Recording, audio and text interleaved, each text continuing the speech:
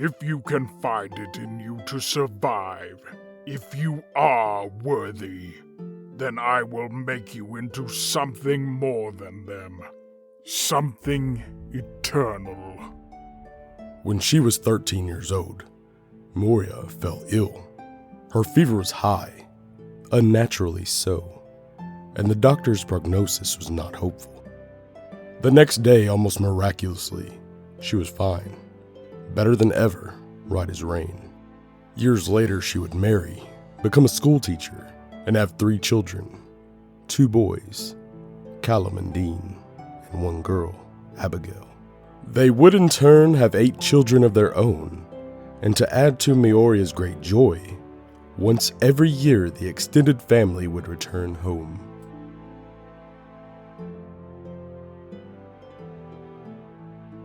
It was a good life, a human life, predictable, mostly pleasant, and not extraordinary at all. Moira's second life began in Utero. It was the womb birth of a fully sentient being who had a perfect recollection of her prior life. You would think being totally aware and trapped inside your mother would lend itself to madness. But the rearing of children, it seems, comes with a certain amount of bliss baked in. Some kind of embryonically induced neuroleptic zen via biology. And the truth is, I've never been happier. For your mother is safe. Your mother is home. It's the world out there that makes you lose your mind. Shortly after she was born, Moira's parents began to believe that she was special, and she was. Just not the way they thought. There was nothing special about Moira. Learning to walk, speak, and read early. She was born knowing how to do these things. No, she was special because she was something new. And at the time, something few in the world, including herself, had ever seen. Though she did not know it, Moira was a mutant. In her early years, Moira had to be careful not to let on what she really was. She had to hide what was going on in her mind that was older than the humans who made her. She knew the pride they had for their special girl would quickly turn into fear if she had pulled back the curtain a little too far. Try as she might, it was impossible to completely conceal how different she was. Her teachers began to use words like advanced and clever, which led to other words like brilliant and prodigy, which eventually led to Moira being pushed into the direction of academia, a life of the mind. Moira didn't fight these efforts, as she herself wanted to understand who and what she was, and had exhausted all the possibilities the perspective of her first life offered her. Moira would later attend Oxford University. While there, she met some interesting people, and eventually, after consideration of her unknown condition, concentrated her studies in the areas of psychology and biology. She ran controlled experiments to prove that her memories were not a form of disorder or psychosis. She marked the existence of personal historical markers from her first life and discovered 2 things. If she simply performed her role in events as she did in her previous life, if she was a passive participant, then that event would proceed almost exactly as before. This proved her memories were real. But if she became an active participant, then she could change what happened, and the path of her life would diverge. Which you would think would be amazing. Who wouldn't want to fix all the mistakes you'd made in the past? Then again, that was before I knew what the observer effect was. And that simply by existing and watching, I was already changing everything. And what seemed to be a gift, something of a blessing, wasn't a blessing at all. It was a curse. Meeting the love of your life already knowing every flaw they possess, along with the knowledge they will never change, destroyed any chance of Moira recreating what she had in her first life. Familiarity breeds contempt, and her once husband could see it in her eyes. There would be no family for Moira in this life, no one to love, no one to be loved by, no children in the yard, playing and laughing. And she wondered, damned as she was, if there were others like her in the world, ruining it right alongside her.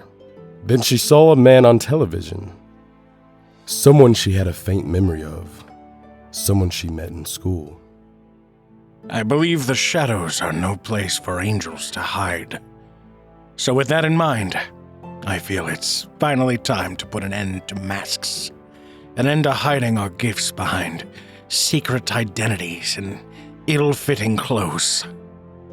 Ladies and gentlemen, my name is Charles Xavier, also known as Professor X, and I am a mutant.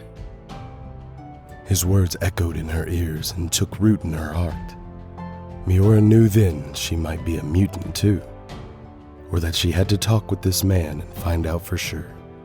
So Moira jumped on the first flight she could find to America, and died when her plane crashed into the ocean. In Moira's third life, she aggressively dove into a life of science. She realigned her areas of interest to focus on anthropology and genetics, and actively sought out Charles Xavier when they were both at Oxford. She knew that he was hiding what he was at the time, and pushing ideas that served his own interest. But she was able to use what she learned from him to determine what she was, in fact, a mutant. But the combination of her distaste for her natural abilities, along with her arrogance of Xavier's ideas, that she felt his thinly disguised God complex, made her fearful of revealing what she was to him. Charles Xavier, Moira decided, wasn't a solution to anything. He, like her, was suffering from a disease. Mutation, you see, is a cancer. And she decided to devote her life to curing the world of it. And after years of research and experimentation, Moira and her team succeeded. She found a way to eliminate the cursed mutant gene. She found her cure. But she never got a chance to use it. She wasn't allowed to. It's interesting. I can't see her at all. I can see the world bending around her. The eddies of change rippling out. But she is just an absence. A hole where there shouldn't be one. A mutant who is invisible to other mutants. It's a defense mechanism of a sort, I suppose, but not much good once you know what you're looking for. Is she looking at me now, Raven? She is, and she doesn't look happy. Yes, well, I suppose we've given her good reason. Then again, we were acting with cause. Listen to me, child. My mutant name is Destiny, and I have the power to see the future. Which is tricky with someone like you, since your mutant power is reincarnation. One might think that would be impossible, seeing the future of someone who potentially has a limitless, unending one. But here I am, child. See me. You killed all my friends. Everyone. So if you're going to kill me, then just kill me and get it over with. Oh, we're going to do that. But it doesn't do much good if we just have to do it all over again next time. Now listen closely. Destiny has a word for you.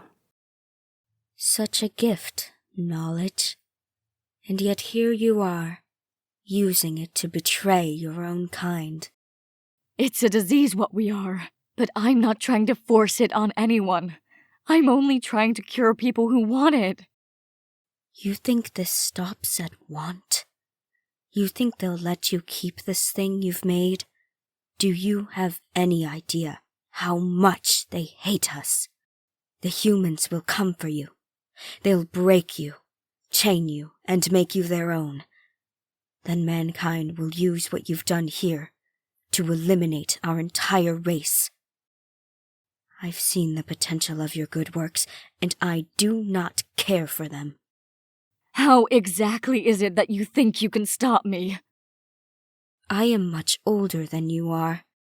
My powers will have manifested, full of the knowledge of what we have done. If you, once again, try to do this evil work against our people, like today, I will see the potential outcome of it and find you, again. And if you try to kill me before I kill you, I will see my end coming and prevent it. You see, Moira, we are joined together now, you and I. You will know that I am out there, waiting for this version of you. And you, knowing that, have a choice. Change or die. Help your people, or I will annihilate you in all your lives to come. I think she's still on the fence and needs a bit more encouragement. Very well. Here it is.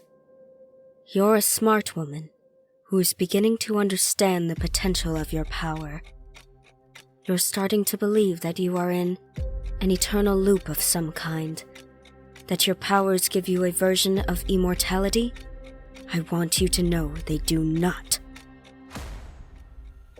I see 10 lives, Moira. Maybe 11 if you make the right choice at the end. But that is all.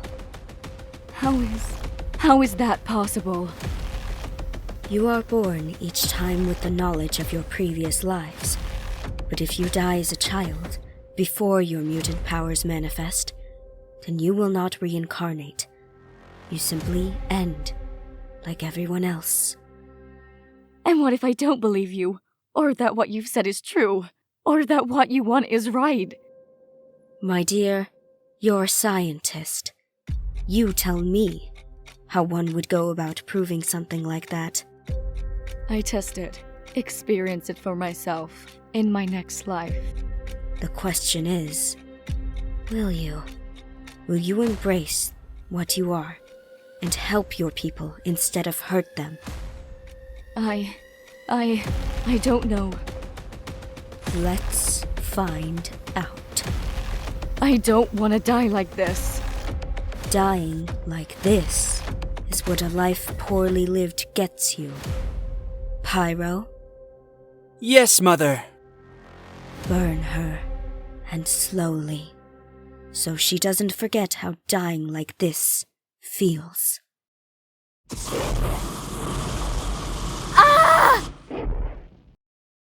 Moira's fourth life began with urgency. She threw herself into fully understanding what she would eventually call the human-mutant dilemma. When two aggressive species share the same environment, evolution demands either adaptation or dominance. Moira began to look at the problem beyond her own limited experience and considered the potential benefits of Homo superior.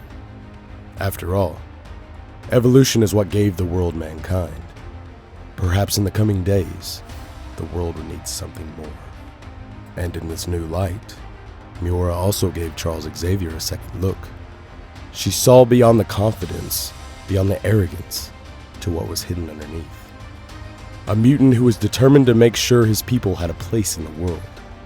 He was a mutant with a dream, and over time, it made her love him.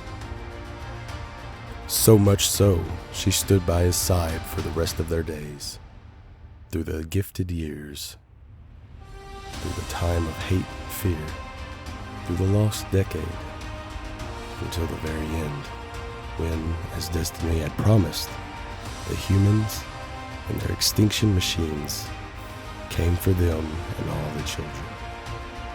In Nora's fifth life, she decided aggression was the only acceptable response to the violent tendencies of man. Stealing the means from her parents, she ran away from home at the age of 13 and fled to America. There, Moira sought out Charles Xavier, almost a full decade before they were supposed to meet. She opened her mind to him for the first time, and he saw all that she had experienced in her first 4 lives.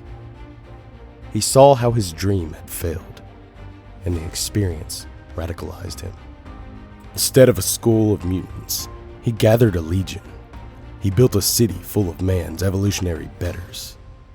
and the walls they held back the outside world of man.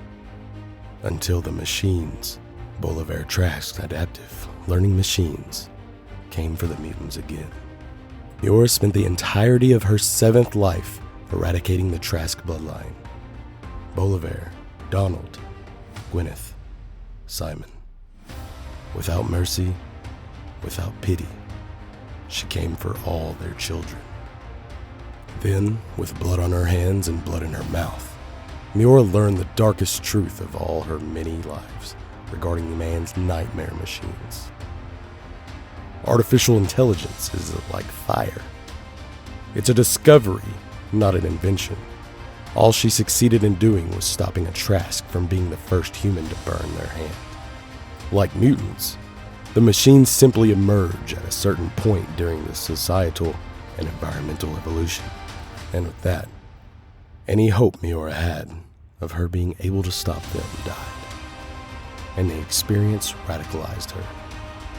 In Moira's 8th life, she left behind the dream of Charles Xavier and embraced the necessary evil of the Master of Magnetism. Moira filled Magneto's mind with stories of future Holocaust, another war lost, another people destroyed. Magneto raged and fell to the combined might of Earth's human heroes and the mutants. Betrayed by his own kind, fools who believed in a greater human good.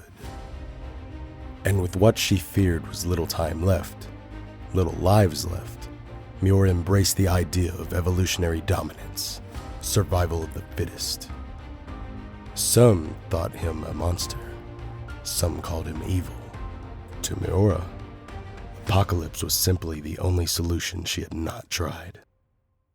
And if the humans wanted a war, if their machines died, then they would give them one without end. And then, after all the lives lost, after the end of all the wars, armed with the knowledge that all the old ways and all the old ways of thinking would never be enough to save her people, she decided to try something truly revolutionary. And in Moira's 10th life, she decided she and Charles Xavier would break all the rules. And I wondered, why, sitting there under parted skies and brilliant sun, was this strong man smiling so? I wasn't I? Oh, yes. Do you want to know why? I do, very much so.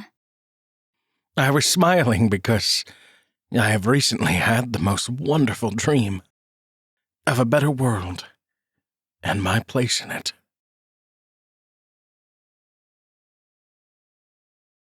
Well, here's the thing, Charles. It's not a dream if it's real. I'm sorry. Do we know one another?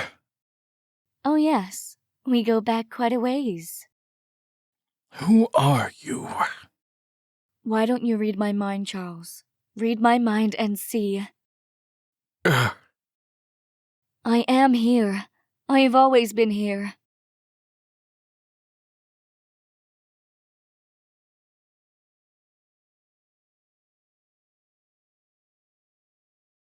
There is a chasm between you and I, Charles, a gap that cannot be crossed. With each passing day, I fear it never will be. XO, the X-Men, Year 1, Island M, the Bermuda Triangle.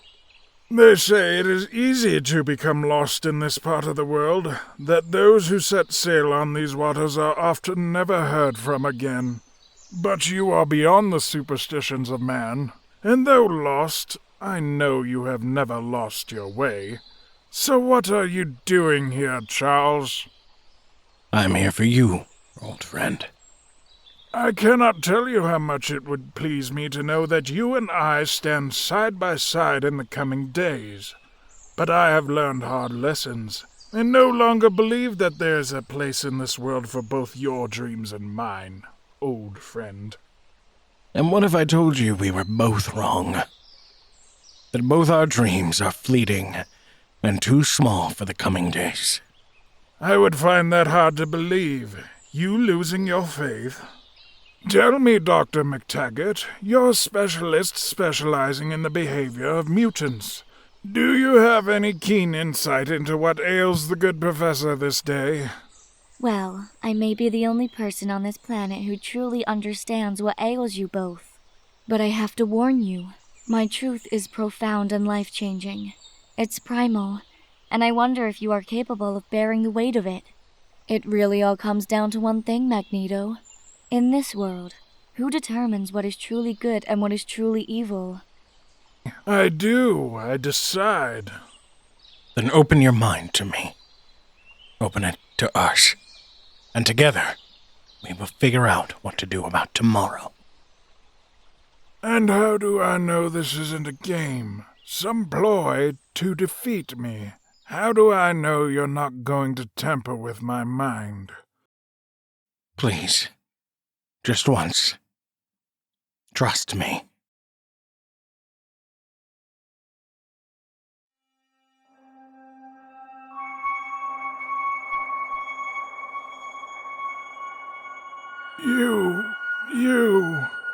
You're a mutant, and all those lives, was it real? Yes, I am a mutant. And yes, that is as real as it gets. Why would you show me that? The great failures, all the great fails.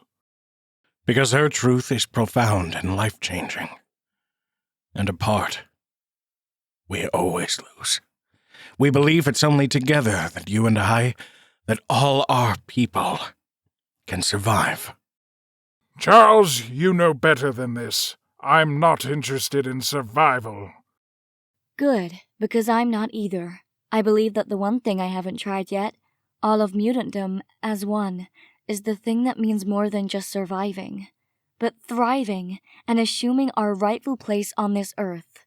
We have a plan. It's ambitious and long-term. Join us, Eric. Join me. I won't acquiesce to sympathy or doubt, Charles. I won't give an inch. I will check you at every moment of weakness, and if you falter, know that I will not.